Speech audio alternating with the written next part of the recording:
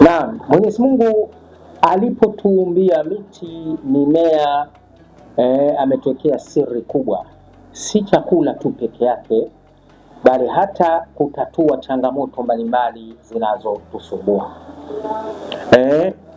Je, wajua kwamba ua la boga ni zuri sana kwa yule ambaye kwamba anahitaji mvuto?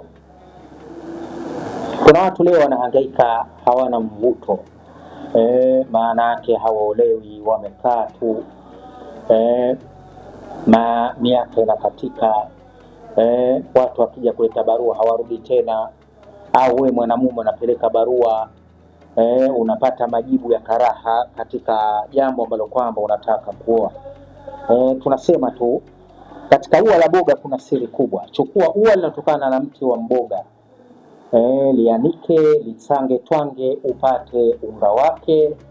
Ule unga wake ni mzuri sana ndugu yangu, ambaye kwamba unahitaji mvuto. Utakuwa unatia katika mafuta yako ya kupaka.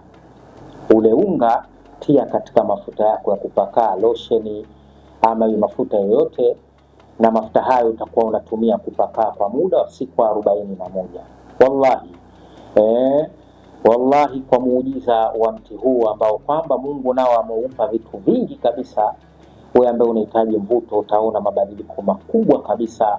Hata sasa zile barua za posta zinaweza zikafika nyumbani, labda uwe umefungwa, lakini ikiwa tu ni jambo jingine, macho ya watu hayakuoni, mambo yatakaa sawa sawa. Chukua hiyo.